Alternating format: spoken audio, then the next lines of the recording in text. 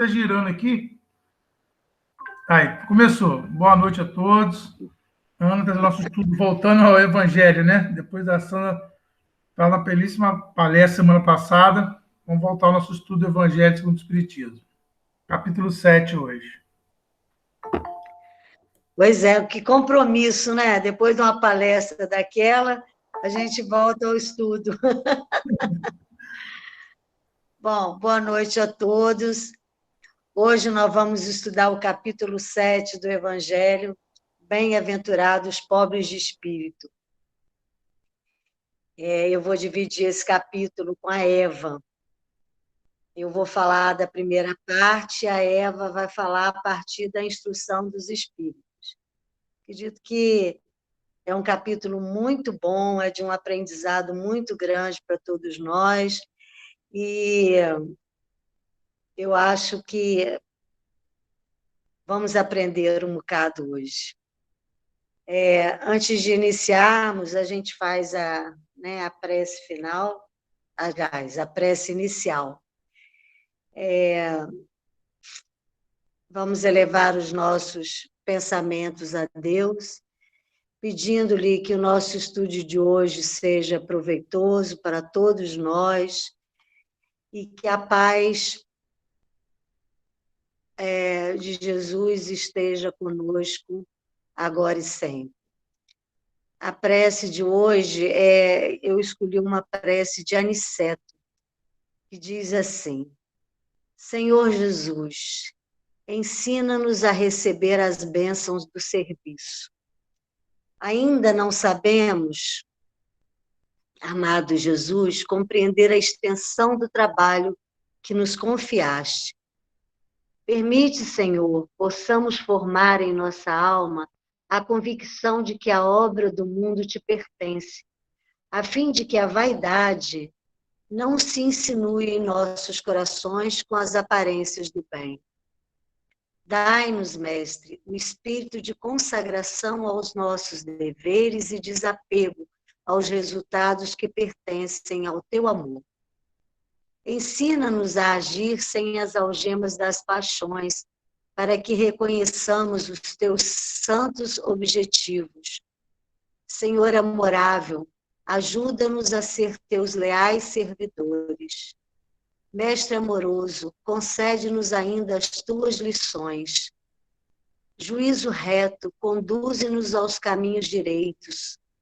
Médico sublime, restaura-nos a saúde. Pastor compassivo, guia-nos à frente das águas vivas. Engenheiro sábio, dai-nos teu roteiro.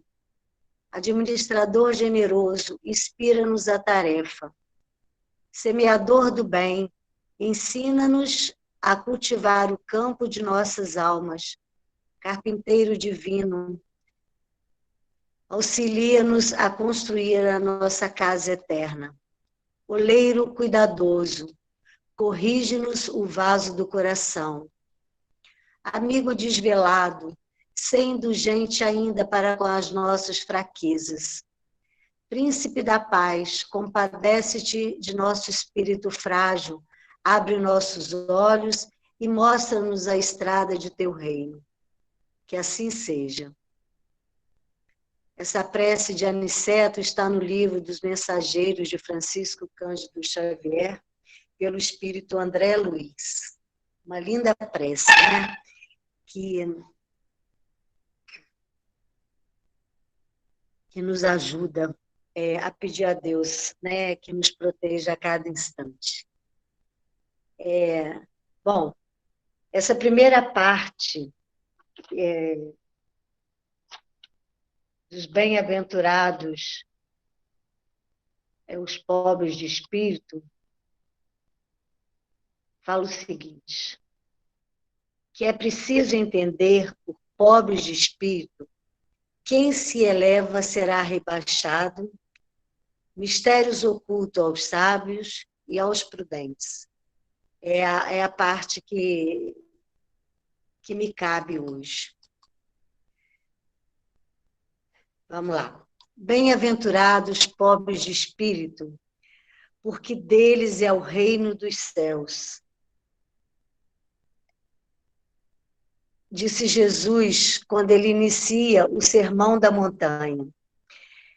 Com isso, ele situa a humildade espiritual em primeiro lugar, entre as virtudes que precisamos adquirir para merecermos a glória das almas arrependidas.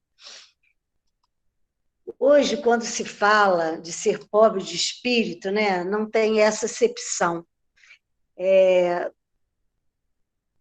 Esse sentido foi adulterado por completo. Hoje, quando se fala em pobres de espírito, se referem àqueles que têm pouca inteligência, os retardados, né, os idiotas e os imbecis. Essa interpretação é, na verdade, insustentável, pois se ela fosse verdadeira, não haveria lugar nos céus para os ricos de espírito, não é mesmo? Jesus, no entanto, diz que o reino dos céus é para os humildes e não para os orgulhosos. E nós podemos definir que ser pobre de espírito significa ter se despido de todo desejo de exercer a vontade pessoal, o que é igualmente importante ter renunciado a todas as opiniões preconcebidas na busca de Deus. Significa estarmos, assim, dispostos a pôr de lado os nossos hábitos atuais de pensamento, nossos atuais preconceitos e pontos de vista, até mesmo, se preciso for, o nosso modo atual de vida. Pôr de lado tudo que puder interpor-se à nossa procura de Deus, né? Então, podemos ainda complementar, na acepção de Jesus, que devemos entender por pobres de espírito aqueles que, aspirando à perfeição e comparando com o ideal a ser atingido, o pequenino grau de adiantamento a que chegaram e reconhecem quanto ainda são carentes de espiritualidade. Precisamos muito que a nossa espiritualidade seja trabalhada. E, agora, são bem-aventurados porque têm noção de suas fraquezas e mazelas, e que faz com que lutemos por aquilo que nos falta. Então, esse redobrar esforço leva-nos realmente a conseguir um maior progresso espiritual. Quando Jesus diz que o reino dos céus é para os simples, ele quer dizer que ninguém é nele admitido sem a simplicidade de coração e a humildade de espírito. Diz ainda que o ignorante que possui essas qualidades será preferido ao sábio, que crê mais nele mesmo do que em Deus. A humildade, que é um ato de submissão, é o que mais nos aproximam de Deus. E o orgulho, que é uma revolta contra Deus. Então, entre os vícios, é o que mais nos distanciam de Deus. Então, a submissão nos aproxima de Deus e o orgulho nos distancia cada vez mais de Deus.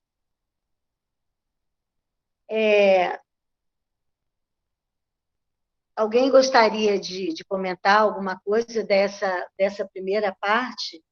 Faltou alguma coisa para a gente falar?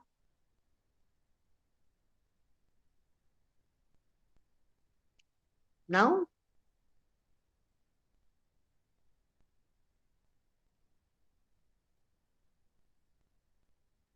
Você já falou bem, foi bem explicado.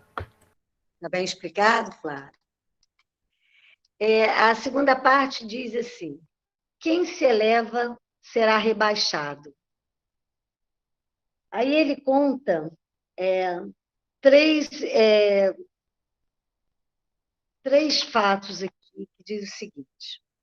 Por essa ocasião, os discípulos se aproximaram de Jesus e lhe perguntaram: quem é o maior no reino dos céus? Jesus, chamando a si um menino, o colocou no meio deles e respondeu: digo-vos em verdade. Espera um instante, gente. Digo-vos em verdade que, se não vos converterdes e tornardes quais crianças, não entrareis no reino dos céus. Aquele, portanto, que se humilhar e se tornar pequeno como essa criança, será o maior no reino dos céus. E aquele que recebe em meu nome a uma criança, tal como acabo de dizer, é a mim mesmo que recebe. Isso está em Mateus 18, de 1 a 5. Ele fala também: então a mãe dos filhos de Zebedeu, que eram apóstolos de Jesus, se aproximou dele, Jesus, com seus 2 filhos, e o adorou, dando a entender que lhe queria pedir alguma coisa. Disse-lhe ele: que queres? Manda, disse ela, que esses meus 2 filhos tenham assento no teu reino, um à tua direita e o outro à tua esquerda. Mas Jesus lhes respondeu: não sabes o que pedes. Podeis vós ambos beber o cálice que eu vou beber? Eles responderam: podemos. Jesus lhes replicou: é certo que bebereis o cálice que eu beber, mas pelo que respeita a vós sentardes à minha direita ou à minha esquerda, não me cabe a mim vô-lo conceder. Isso será para aqueles a quem meu Pai o tem preparado. Ouvindo isso, os 10 outros apóstolos se encheram de indignação contra os 2 irmãos.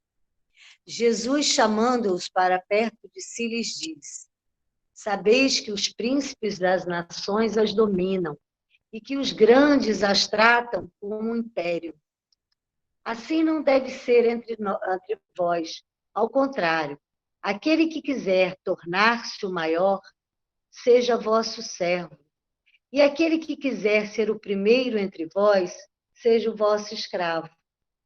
Do mesmo modo que o Filho do Homem não veio para ser servido, mas para servir e dar a vida pela redenção de muitos. Está em Mateus 20, de 20 a 28. E o terceiro que ele conta é o seguinte: Jesus entrou um dia de sábado na casa de um dos principais fariseus para ir fazer sua refeição. Os que lá estavam observaram.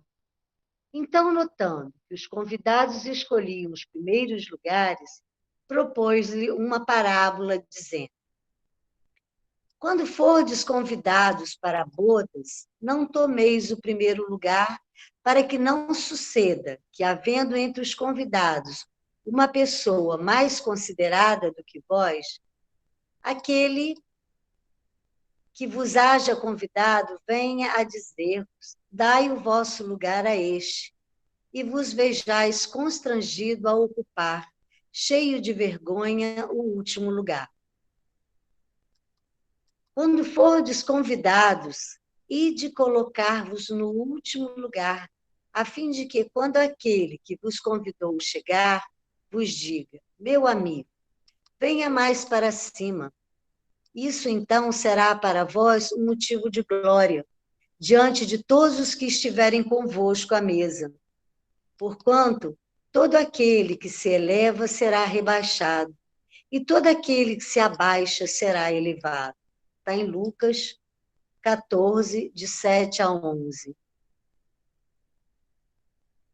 Bom, essas máximas, né, são grandes lições para nós, né? Elas decorrem de um princípio de humildade que Jesus não cessa de nos apresentar como condição essencial de felicidade prometida aos eleitos do Senhor, e que ele formulou assim: bem-aventurados os pobres de espíritos, pois que o reino dos céus lhes pertence. Ele toma uma criança como tipo de simplicidade de coração e diz: será o maior no reino dos céus aquele que se humilhar e se fizer pequeno como uma criança. Isto é, que nenhuma pretensão alimentar a superioridade ou a infalibilidade, né? Todos nós somos falíveis, né? Em algum momento, nós nos colocamos, muitas vezes, num estado de superioridade frente a outras pessoas, né? A mesma ideia fundamental se nos depara nessa outra máxima: seja vosso servidor aquele que quiser tornar-se o maior. E nessa outra: aquele que se humilhar será exalçado, e aquele que se elevar será rebaixado. O Espiritismo sanciona, pelo exemplo, essa teoria, né? Mostrando-lhes na posição de grandes no mundo dos espíritos os que eram pequenos na Terra. E bem pequenos, muitas vezes, os que na Terra eram os maiores e os mais poderosos. E que os primeiros, ao morrerem, levaram consigo aquilo que faz a verdadeira grandeza no céu e que não se perde nunca, que são as virtudes. Né? Aos passos que os outros tiveram de deixar aqui o que lhes constituía a grandeza terrena e que se não leva para outra vida. São a riqueza, os títulos, a glória, a nobreza do nascimento. Nada mais possuindo senão isso, chegam ao outro mundo privados de tudo, como náufragos, né? Que tudo perderam, até as próprias roupas. Conservam apenas o orgulho, que mais humilhante lhes torna a nova posição. Portanto, vêm colocados acima de si e resplandecentes de glória, o que eles na Terra espezinharam. O Espiritismo aponta-nos outra aplicação do mesmo princípio nas encarnações sucessivas, mediante as quais os que numa existência ocuparam as mais elevadas posições descem, em existência seguinte, as mais ínfimas condições, desde os que tenham dominado o orgulho e a ambição. Não procureis, pois, na terra, né? Não procuremos, né, pois, na terra, os primeiros lugares, nem que a gente possa se colocar acima dos outros, se não quisermos ser obrigados a descer, né? A gente tem que buscar, pelo contrário, o lugar mais humilde e mais modesto, porque Deus saberá dar-nos o mais elevado no céu, se nós merecermos.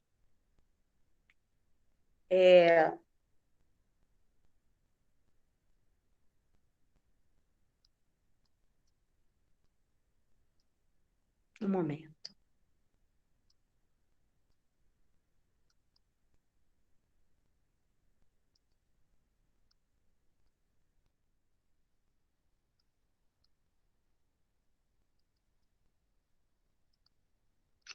O Espiritismo nos aponta uma outra aplicação do mesmo princípio, né, e que a gente precisa estar, de uma certa forma, preocupados. O que a gente tem feito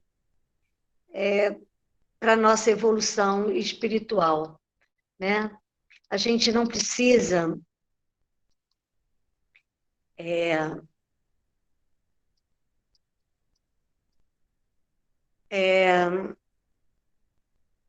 desculpe, essas máximas, né, são a consequência da humildade, né, que Jesus não cessa de colocar como condição essencial da felicidade prometida aos seus eleitos. Essa colocação de humildade de espírito como a primeira das beatitudes, digamos assim, ela é proposital, visto que a felicidade futura de cada um, de cada indivíduo, né, depende muito do conceito que ele faça de si mesmo. Então, nós precisamos sempre estar voltados para a nossa consciência, para os nossos pensamentos, e nos analisarmos que tipo de pessoas nós temos sido nesse mundo, né, nessa vida que estamos vivendo. Um exemplo disso é quem se imagina, por exemplo, aquele que tem a saúde perfeita, né? Então, quando a gente acha que nós temos a saúde perfeita, nós não nos preocupamos com ela.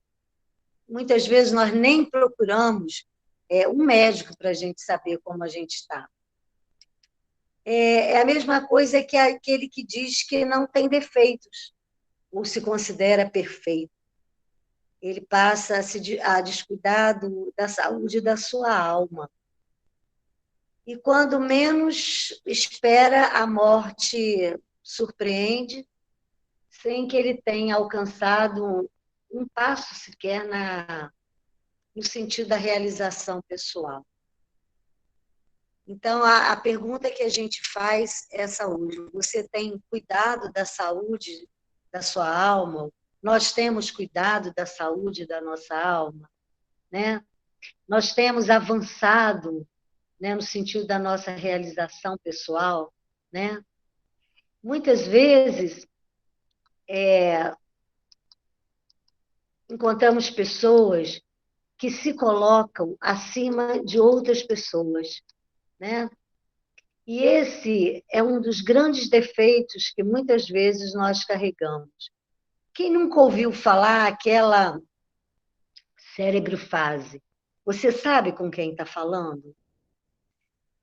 Então, quando a gente pergunta a uma pessoa, fazendo essa diferença, nos colocando num estado de superioridade, cadê a nossa humildade? Não é assim?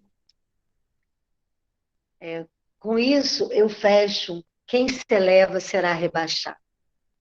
Alguém quer acrescentar alguma coisa? Alguém quer falar alguma coisa? Ficou claro?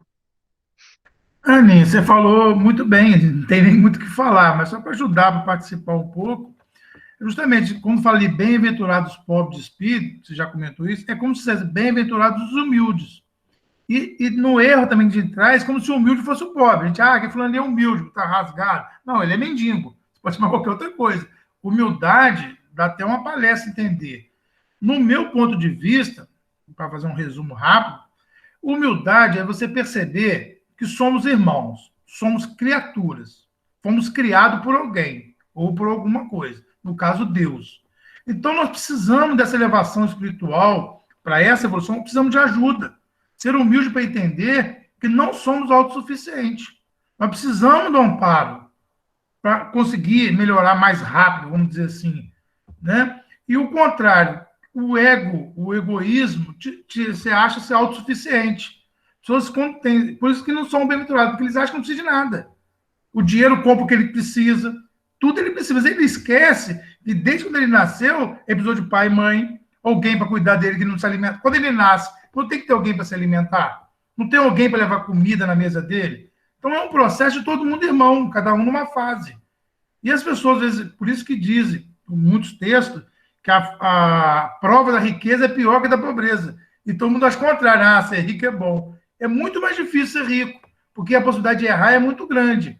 Você se torna autossuficiente no seu egoísmo, no seu orgulho.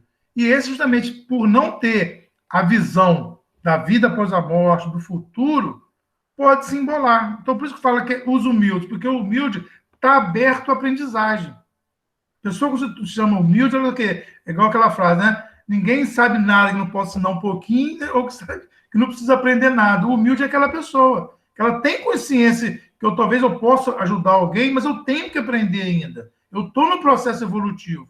Já o orgulhoso, não. Ele acha que só tem para ensinar, ele não tem nada que aprender, ele já sabe o autossuficiência. então não será bem-aventurado. Porque quando você diz, vem a surpresa do desencarne, não vai entender, cadê meu dinheiro, cadê minhas... Temos uma passagem no início do capítulo, né, da rainha, cadê meus servos, cadê, não vai ter nada. Então, infelizmente, só para ajudar um pouquinho para participar, você já tinha dito tudo, só para falar um pouco. Muito bom. A nossa terceira parte diz o seguinte: mistérios ocultos aos sábios e aos prudentes.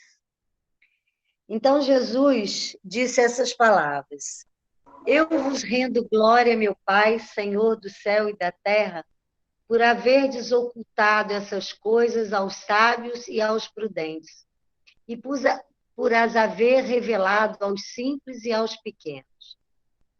Na antiguidade, quando a gente falava prudente, a palavra prudente era sinônimo de sábio, né? Por isso, Deus lhes deixa a procura dos segredos da terra e revela os do céu aos mais simples e humildes, que se inclinam diante dele. Os mais simples entendem com mais facilidade o que Deus ensina, né? Porque a mensagem de Cristo não foi recebida pelos eclesiásticos de Jerusalém, né? Porque eles eram grandes proprietários de sabedoria rabínica, né? Donos de honrarias, como você falou aí, de cargos de grande importância pública, e teriam eles que sacrificar essas posses para aceitar os ensinamentos espirituais de Jesus. Agora, as pessoas humildes e incultas que ouviam Jesus com satisfação, felizmente não tinham posses, né, para afastá-las da verdade. Então, elas entendiam muito mais facilmente, porque a vida delas era mais próxima do que Jesus ensinava do que aqueles que tinham grandes conhecimentos, né? E hoje em dia acontece a mesma coisa, né? Quando a gente revela as verdades contidas no Espiritismo. Quando a gente fala de materialismo, daqueles que têm grandes bens, aqueles que têm orgulho intelectual e espiritual, aqueles que têm bem de autossatisfação e autossegurança, né? Aqueles que têm grandes galardões acadêmicos e prestígio social, né?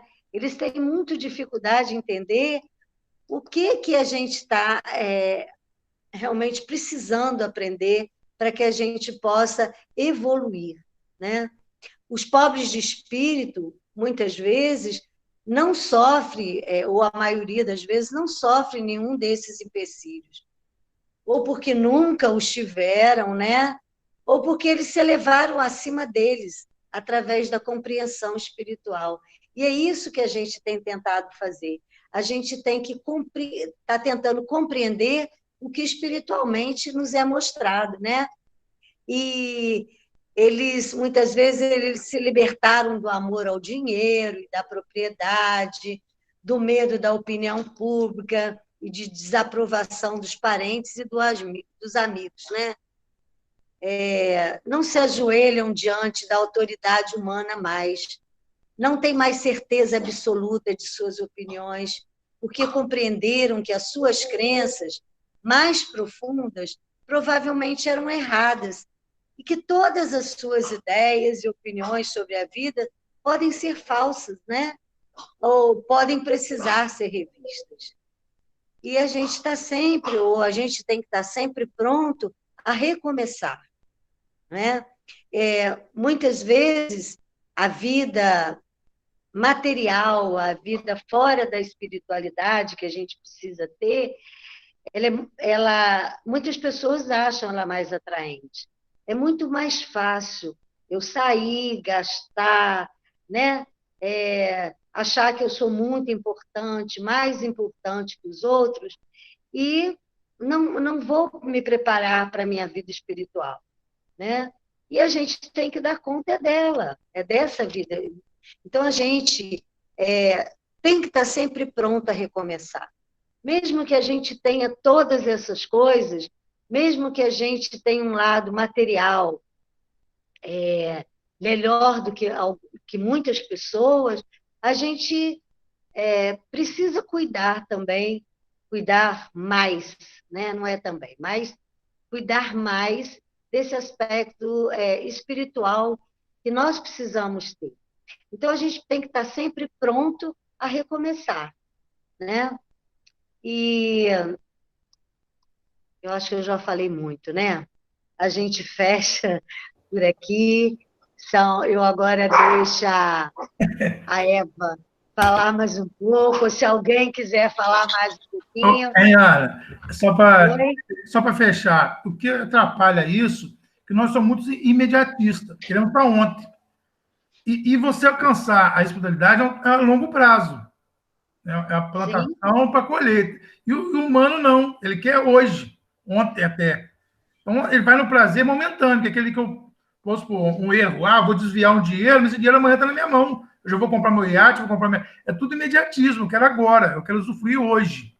Né? Então, atrapalha. E o Pois espiritual é, a gente acaba deixando o espiritual para depois, né? que é algo Primeiro eu vou imediatismo. aproveitar aqui, depois eu cuido da outra parte, né? Isso. E quando a gente vai ver, não dá tempo para cuidar da outra parte, E né? depois é A pior do que gente agora. precisa, A chance a agora gente é precisa, melhor. a gente vai ter que se construir no dia a dia, né? É isso aí mesmo. Brilhante estudo. Amor. Parabéns. Vamos lá, Eva. É com você. Boa noite, tá? Mais uma vez, boa noite a todos vocês. É sempre um prazer estarmos aqui. Nós vamos continuar aí fazer a sequência. E aí a sequência do Evangelho segundo o Espiritismo está na instrução dos Espíritos.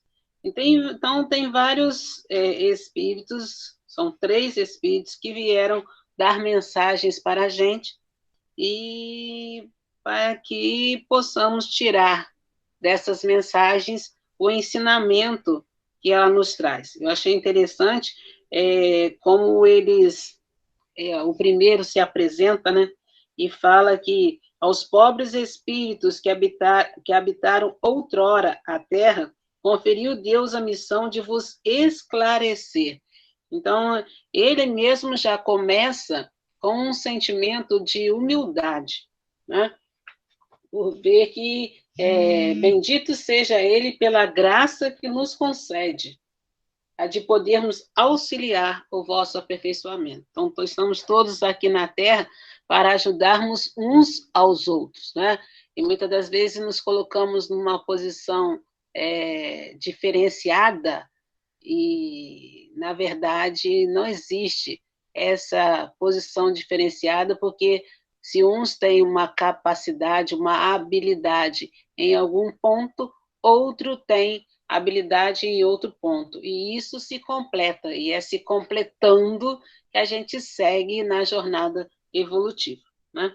Então, o primeiro espírito, ele deu o nome de Lacordaire, né? Não sei nem pronunciar direito, mas Lacordaire. Ele vem falar com a gente sobre o orgulho e o egoísmo, o orgulho e a humildade, perdão. E aí, para começar a falar de humildade, né, o Flávio já adiantou algumas coisas para a gente aí, interessantes, e que a gente também tem como colocar a questão da diferença de humildade, ele já colocou para a gente aí, né? Que a humildade que se fala no Evangelho não é a ideia de humildade que nós temos em nossas vidas. Quando alguém fala para nós, fulano é humilde, a primeira coisa que nos vem à cabeça é fulano é pobre. Não é? E aí, se fosse o pobre, no sentido que Jesus nos ensinou, né, como a Ana disse aí, tudo bem. Mas nós sabemos que esse pobre que nós falamos e pensamos não é nesse sentido. É no sentido da falta de recursos materiais, não é? Então, precisamos começar em nós mesmos a tirar essa ideia dessa falsa humildade que a gente tem. Isso fala um pouco do preconceito que ainda tem dentro de cada um de nós. Uns podem ter preconceito no grau 2, outros no grau 4, 6, 8 ou 10. Acredito que o grau 10 do preconceito não deveria mais habitar o nosso coração, desde já que nós conhecemos a outra face disso. Mas se na nosso exame de consciência diário, nós podemos dizer o quanto ainda de grau nós temos de preconceito em nós. E essa questão do preconceito é que nos faz logo julgar o outro ou pensar no outro, achando que nós estamos com a verdade e, no fundo, não estamos. Então, Lacan, como é que é o nome? Gostei do nome, mas eu não consigo falar direito. É Lacordaire. Lacordaire. Isso. Ele vem nos falando justamente sobre a questão da humildade, que a humildade é muito esquecida entre vós. Bem poucos seguidos são os exemplos que dela se vos tem dado. Entretanto, sem humildade, podeis ser caridosos com o vosso próximo? Então, ele alia a humildade à caridade. Diz o outro espírito que a humildade é irmã da caridade. A caridade é uma consequência da humildade. Por quê? Porque se somos realmente humildes, no sentido real da palavra, a gente percebe que todos nós somos irmãos, todos nós somos iguais, todos nós somos filhos de um mesmo Pai, justo, amoroso, magnânimo e que não escolhe a uns em detrimento de outros. Né? Então, isso nos leva a pensar no outro como gostaria que pensassem em nós, no sentido do bem. Né? Então, humildade leva a caridade, que tem como lema maior amar a Deus sobre todas as coisas e ao próximo como a nós mesmos. Então, nós precisamos ser caridosos com os outros e caridosos conosco mesmos, no sentido de reconhecer as nossas imperfeições e as nossas dificuldades, né? E reconhecer que de humildade real, né, como Jesus nos ensina, ainda falta muito em nós. Falta por quê? Por falta de vontade? Também. E falta porque ainda somos espíritos imperfeitos, ainda na segunda escala evolutiva. Então, é natural em nós reconhecer as nossas dificuldades, as fraquezas e imperfeições. Mas o que nós não podemos é deixar-nos ficar nesse sentido de que somos imperfeitos, então eu faço mesmo, eu falo mesmo. Tinha uma pessoa que falava assim, se está errado, eu falo mesmo. A franqueza é a minha companhia direta. Adianta para a gente ser franco? Ser franco está nos trazendo uma ideia de humildade? Ser franco está nos trazendo uma ideia de caridade com o outro? Usar de franqueza a que nível? De que forma? Não é? Então, esse espírito, ele nos convida a passar por cima de situações difíceis. E aí ele vem falando da questão da pobreza como uma situação difícil, e para que aqueles que sofrem por causa da pobreza, aí ele fala da pobreza material, que não fiquem tristes, aborrecidos, porque, como o Flávio disse aí, a riqueza não é um privilégio, é uma responsabilidade. Por quê? Porque senão o mau uso da riqueza faz com que aquele que tenha tido esse dom, esse privilégio, entre aspas, né, caia justamente por não ter sabido usar a riqueza. Então, ele fala para o pobre que não inveje a riqueza do outro, porque muitas das vezes a riqueza vai ser um motivo de queda, como o Flávio disse, que é a Ana, desculpa, disse que é muito mais difícil, às vezes, passar pela prova da riqueza do que da pobreza. Aí a gente pode falar, mas como que riqueza vai ser uma prova? Vai ser uma prova porque se a gente não souber usar bem, então vem para nós justamente nesse sentido, é um teste se nós vamos passar por ele ou não. Assim como o da pobreza também pode ser um teste e pode ser uma expiação. Né? Pode ser um teste no sentido, será que eu sei cuidar da minha vida num tempo de pobreza? E pode ser uma expiação se ele, na outra vida, ele foi rico e não usou bem a riqueza, ele pode escolher vir do lado oposto para aprender a dar valor ao dinheiro. Né? Ele também vem falando sobre o poder. Geralmente a gente coloca poder aliado à riqueza material. Né? O poder é bem maior do que isso. Nós sabemos que existem pessoas pobres materialmente, mas têm um poder, né, uma liderança para com os outros, e aí o que ele está fazendo com esse poder? Então, esse poder também pode ser uma prova, e também pode ser uma responsabilidade. Ele diz também um pouco da calúnia. Né? Quando nós formos caluniados, que nós não nos deixemos levar pela tristeza, pela angústia, pela revolta. E aí eu costumo dizer, interpretando, né, alguns textos, ou em algum lugar que eu li, a questão da calúnia.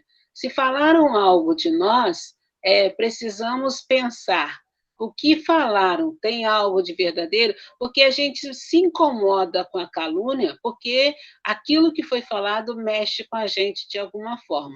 Então, a gente precisa analisar. Será que o que foi falado foi verdade? Tem algo de verdadeiro nisso? E aí nós tiramos a lição para seguir em frente. Se não tem algo de verdadeiro, se nós temos a nossa consciência tranquila, também devemos ir em frente, porque a gente sabe que não é verdadeiro e passa. É muito difícil para nós isso. Por que é difícil? Porque a calúnia mexe com o nosso orgulho. Né? O orgulho que a Ana falou, o orgulho que está sendo chamado a atenção nisso. Nós, homens velhos ainda, estamos presos ao orgulho. Então, quando falam de nós, mesmo sem poder, mesmo sem precisar se é verdadeiro ou falso, já dói em nós, por causa do orgulho, e aí a gente não consegue nem analisar os fatos e tirar daí algum aprendizado, algum proveito. Então, ele fala dos caluniados, justamente para a gente perceber essa questão aí.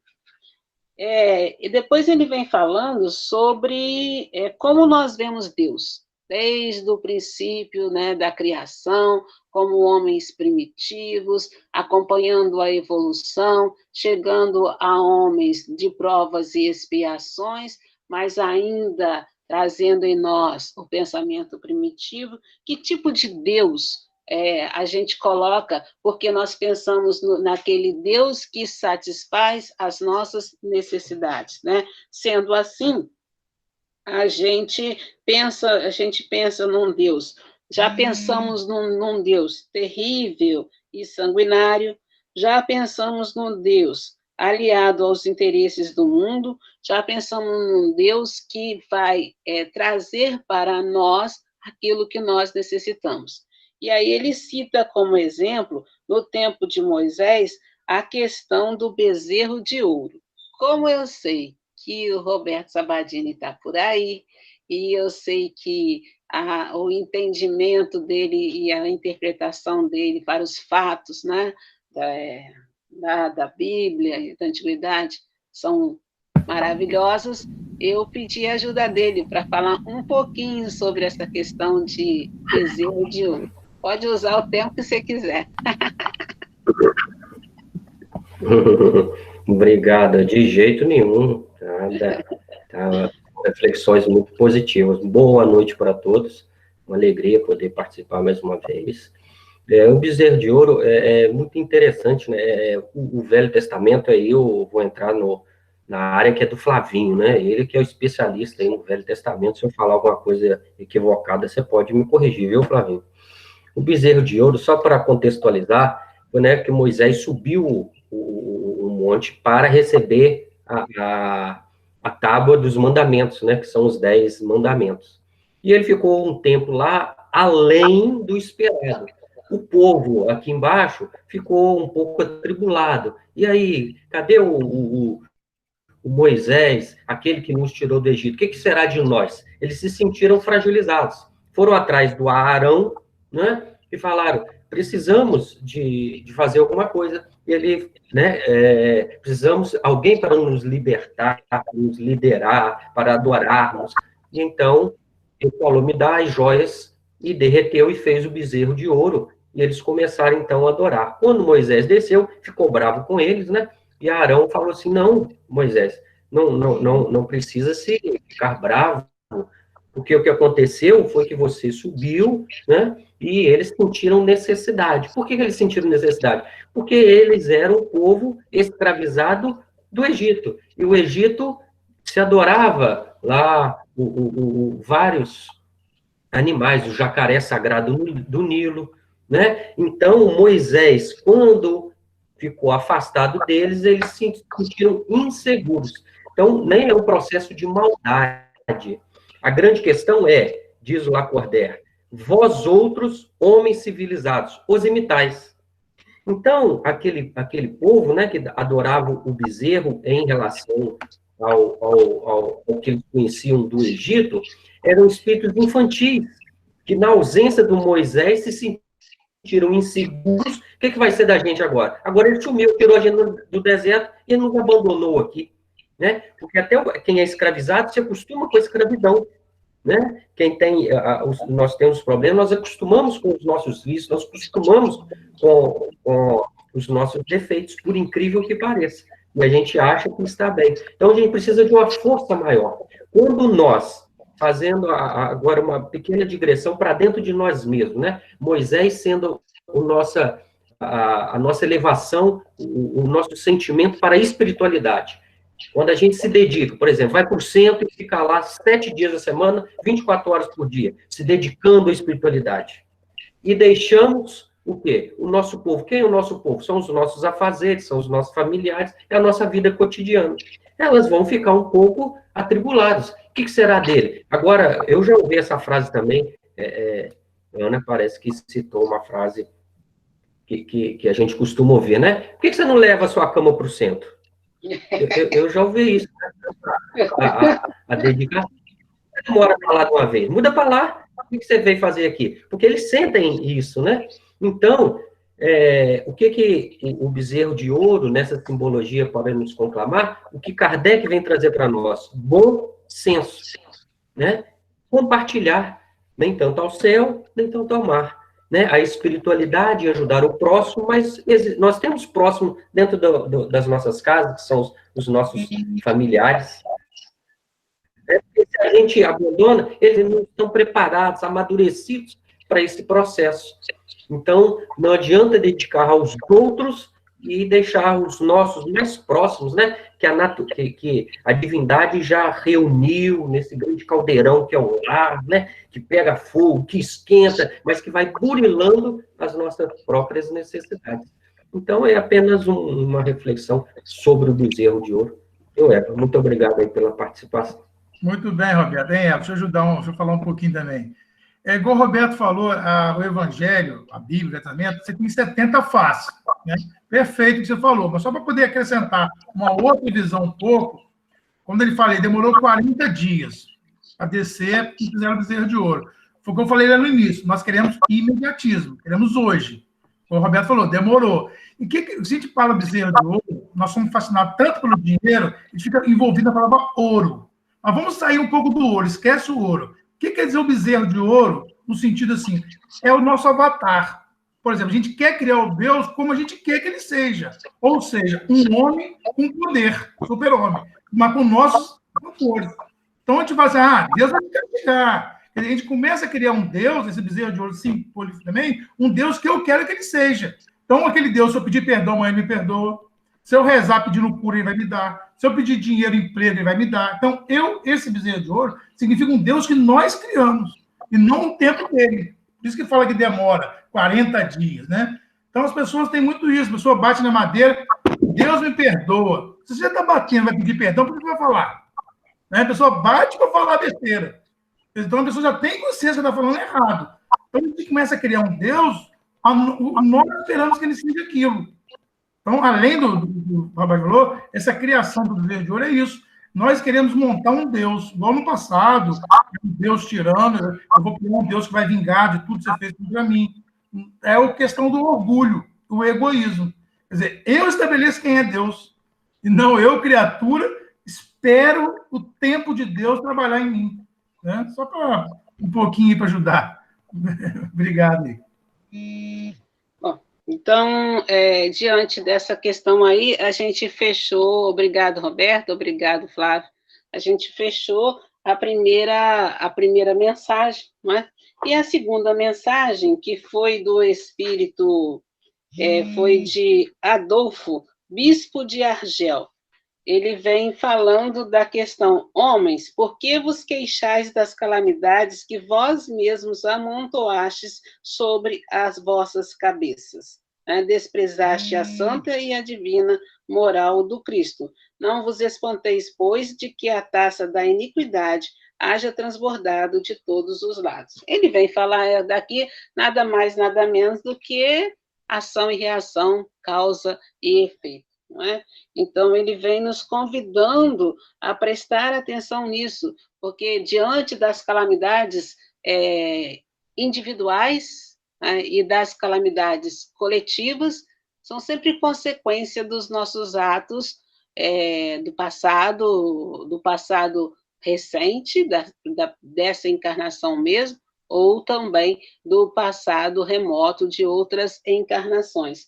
Então, essas calamidades, elas vêm até mesmo em nosso próprio benefício. E isso é difícil da gente entender, ainda mais neste tempo que nós estamos passando.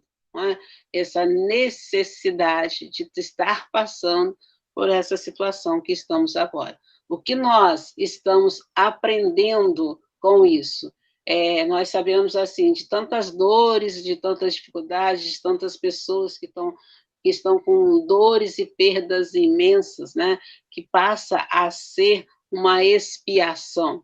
Então, nós podemos olhar esse momento como prova para alguns, né? Aqueles que não estão perdendo tanto, e como expiação para aqueles outros que estão perdendo muito, mas, no entanto, tudo isso é consequência.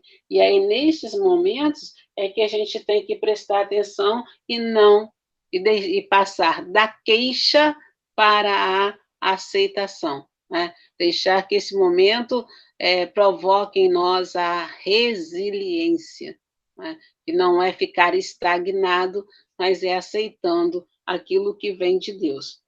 E aí eu achei interessante, e é bom para a gente ter só a questão de argumento, que se alguma pessoa que não conhece a doutrina espírita ler certos trechos desta mensagem, ele vai falar que Deus castiga, né? Deixa eu ver onde é que eu achei essa palavra aqui. Mas veja que eu falei que essa mensagem é do bispo de Argel, Adolfo, bispo de Argel. E tem um pedaço aqui, onde que ele fala assim: quando o orgulho chega ao extremo, tem-se um indício de queda próxima, porquanto Deus nunca deixa de castigar os soberbos. Para nós que entendemos a doutrina espírita, entendemos o conceito de Deus, é fácil entender que são só palavras e que ele era um bispo e ainda estava preso às palavras. Mas aqueles que ainda não entendem, que estão num primeiro contato com a doutrina, se chegar até nós com essa fala, mostrando isso que está aí, que estejamos atentos para buscar, para levar o entendimento até essas pessoas, não é? Mas o que tira dessa mensagem dele, uma mensagem muito bonita e nos alertando de que a gente tem que ter essa aceitação, mas que as palavras principais da vida da gente tem que ser caridade, fraternidade e benevolência. Então, precisamos cuidar de nós, como um todo coletivo. Precisamos cuidar de cada um de nós e precisamos cuidar daqueles que são os nossos próximos, onde nós estivermos, como o Roberto falou, não é? A gente vai para a casa espírita, ajuda lá na casa espírita, faz e acontece lá, e aí no nosso lar nós não conseguimos fazer, ou no nosso trabalho, ou na rua. Então, quer dizer, está faltando alguma coisa nisso aí, não é? E para fechar, a outra mensagem é missão do homem inteligente na Terra. E ele começa, esse espírito, que é o espírito protetor, Ferdinando, espírito protetor. Ele começa falando para a gente: não vos ensoberbais do que sabeis, porquanto esse saber tem limites muito estreitos no mundo em que habitais. E aí ele vem falando da questão da inteligência, e de como nós damos muito valor à nossa inteligência, e esquecemos que a inteligência é uma habilidade, né, digamos assim, que nós temos, e uns têm mais, outros menos, mas isso é conquista, né? É conquista de cada espírito, e isso não nos torna melhores ou piores do que o outro. Um momentinho só, tá, gente? Eu tô reunião, gente. Hein?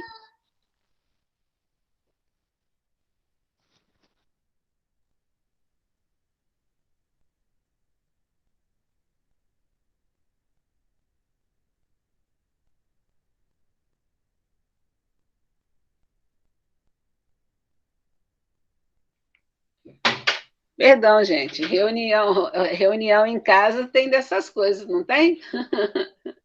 Mas vamos continuar aqui falando da inteligência. Então, nós, muitas das vezes, nos achamos mais inteligentes que os outros e colocamos isso como um sinal de superioridade. E não existe superioridade nisso. Existe responsabilidade.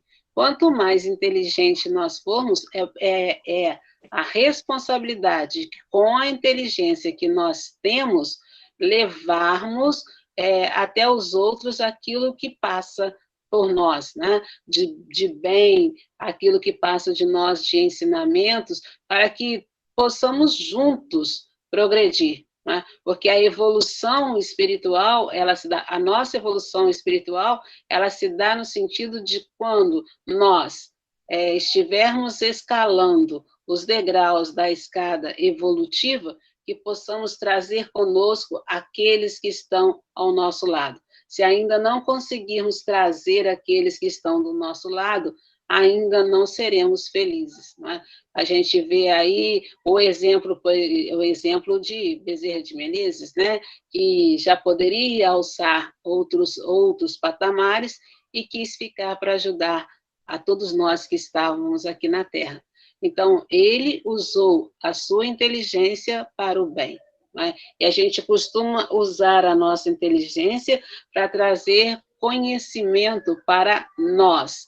E muitas das vezes não usamos essa inteligência nem em nosso benefício e muito menos em benefício daqueles que estão ao nosso redor. Né? Então, essa é a questão da inteligência. E aí, nessa questão aí, eu achei, numa outra pesquisa, eu achei também uma questão que é muito pertinente a todos nós, né? Que é a questão do melindre. O melindre é o oposto da humildade. em sã consciência, qual de nós não sente em maior ou menor grau a questão do melindre. E aí, nessa outra pesquisa minha, eu achei a questão, o melindre é filho do orgulho, propele a criatura a situar-se acima do bem de todos. É a vaidade que se contrapõe ao interesse geral. E aí ele vem trazendo, e aí eu gostaria de terminar com essa ideia, porque ele vem trazendo para o nosso dia a dia a questão do melindre. Ele vem trazendo a dificuldade de, dentro do nosso orgulho, nos aborrecermos. E por nos aborrecermos, pelo outro não estar pensando da mesma forma que nós pensamos, nós nos melindramos. E aí nos afastamos do trabalho no bem, como se nós fôssemos superiores e como se só a nossa verdade, o nosso ponto de vista é que valesse para o trabalho continuar. E aí quem perde? Quem perde somos nós, não é? Porque o trabalho continua. É como se fosse uma corrente que precisasse dessa corrente para o trabalho no bem. O elo da corrente, ele é muito importante, né? Ele é muito importante, porque ela precisa estar ligada, elo a elo, para que o trabalho se realize. Quando um elo fica meio enferrujado, pode-se ali e dar uma melhorada nesse elo. Mas quando o elo se rompe, né, ele sai de cena, o que acontece? O trabalho para? Não. Vamos lá e vamos substituir o elo. Então, esse pensamento de que nós não somos insubstituíveis é que faz nos tornar mais humildes. E aí eu queria colocar assim só já sei que está passando o tempo do tempo, mas só uns pontinhos para a gente observar a nossa relação, não só com o outro, mas principalmente dentro da nossa casa espírita. E ele vai e cita do diretor que tem sua proposição refugada, do médium advertido construtivamente pelo condutor da sessão e mesmo assim se aborrece, do comentarista que foi falado sobre alguma palavra ou o volume da sua voz e se aborrece, o colaborador que não gosta, que tem um artigo para passar e o artigo dele não passa. Né? A cooperadora que foi esquecida na passagem do seu aniversário. Ninguém me ama, ninguém gosta de mim, ninguém lembrou de mim, não vou ficar aqui mais. Né? O doador de alguns donativos, que o nome dele não aparece, e assim vai. Então, vejam que assim, a casa espírita é um laboratório, mas não só a casa espírita. Em todo lugar em que haja o conjunto de pessoas, né, a relação entre as pessoas, em todos esses lugares há o laboratório para trabalharmos dentro de nós o orgulho e pensarmos na questão dos melindres. E, para fechar, eu tenho uma proposta que me deram aqui nessa pesquisa e que eu vou usar para mim, vou trabalhar isso e estou propondo aí para quem quiser. A proposta é a seguinte: se ainda te observas distante de viver a humildade continuamente em todas as horas do dia, quem somos nós para dizer que acordamos trabalhando a humildade e chegamos à hora do nosso descanso, né, do corpo, totalmente humildes nas 12 horas que nós ficamos acordados, né? E até depois, quando a gente está dormindo. Então, ele faz o seguinte convite, e eu vou fazer o convite, vou compartilhar o convite com vocês. Traça o teu programa diário de humildade iniciante. Orgulhosos que somos, vamos dizer assim, não, eu não estou lá no início, não, já estou bem no meio dessa prática da humildade, né? E ele fala assim: escolhe uma hora dentre as horas de cada dia, a fim de aperfeiçoares os próprios sentimentos, exercitando a maior conquista do espírito, a humildade. Em tua hora de humildade, constituir-te-á constituir-te-ás em médium do amor do Cristo entre os homens. Será especialmente o servo de todos, o irmão comum, a partícula viva e anônima que se funde no todo da humanidade, sem qualquer amor próprio ou interesse pessoal. Quer dizer, não importa onde nós estivermos, vamos pensar, essa hora vai ser a hora de eu trabalhar em mim a humildade. E aí, se eu estou no trabalho, se eu estou na rua, se eu estou na casa espírita, se eu estou dentro do lar, não importa. Mas eu vou, pelo menos por uma hora, eu vou conscientemente trabalhar essa humildade. E eu acho que é um exercício, né, que vai dar pano para manga, como se diz por aí. Mas é nesse sentido aí, da importância da humildade em nossas vidas. Alguém tem alguma coisa, algum comentário para fazer? Algum questionamento? Alguma... Muito bom, Eva. Gostei, muito bom o estudo, da Aninha, do seu. Só para comentar, o Espiritismo fala muito nisso, que a nossa evolução é individual. Mas o que Deus espera da gente? Que puxamos os outros. Você já adquiriu inteligência ou alguma qualidade moral que ajude os irmãos. Que nós aqui na Terra, se a gente imaginar como uma pirâmide, Jesus é o modelo e guia. Então, toda a humanidade terrena encaminha para o vértice, que é Jesus. Nossos 22 bilhões aqui. Então, a evolução, além de ser individual, Deus espera que uns ajudem o outro, de irmão, que somos todos irmãos, nessa evolução aqui. Aninha, pra você fechar, já deu tempo também.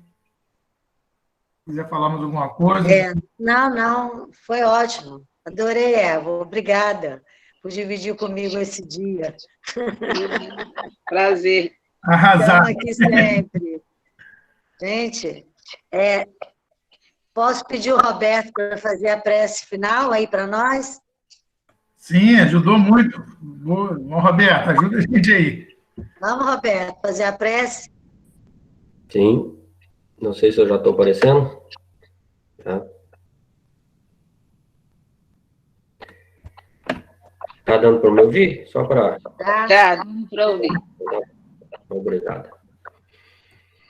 Então, meus irmãos, depois deste banquete, em que levamos os nossos sentimentos junto a Jesus e aos espíritos benevolentes que acompanham a nossa trajetória aqui na Terra, que nos incentivam, que nos amparam, que nos estimulam ao crescimento, à reflexão, à mudança, ao progresso. Nosso agradecimento. Obrigado, Senhor. Obrigado por mais um dia, mais uma oportunidade, por ter escolhido estes instantes para lembrarmos de Ti, para buscarmos os Teus conhecimentos neste Evangelho, que é um roteiro para todos nós, que estamos ainda tateando no escuro, mas já vislumbramos e já sentimos que o Senhor Jesus é o nosso ideal, é o ápice, é o vértice, como disse Flavinho, que buscamos alcançar, mas principalmente a partir dos nossos corações, Senhor. Que eu consiga modificar a partir dos meus pensamentos, das minhas palavras, depois das minhas atitudes. Tudo mais de acompanhar o processo natural da vida, que não pertence a nenhum de nós, senão ao próprio Deus, à própria divindade, que nos acompanha e nos circunda. Então, encerrando este domingo, gostaríamos de pedir ainda pela nossa semana, por todos os trabalhadores do centro, paz e harmonia, que sejamos inspirados, protegidos, mas acima de tudo, que a vida nos ofereça oportunidades de crescimento. No momento em que nos defrontarmos com as provas e as expiações, tenhamos sabedoria e lembrar de que tudo está certo e que Deus é misericórdia e vai nos amparar, que vai nos sustentar nos momentos mais difíceis. E quando os momentos bons vierem até nós, que possamos compartilhá-lo, que seja numa prece, por todos aqueles que estão mais necessitados do que nós. Desta maneira, vos agradecemos e pedimos que possa nos despedir na tua paz. na glória do teu bem e do teu amor, e que permaneça conosco hoje e por todo sempre. Que assim seja.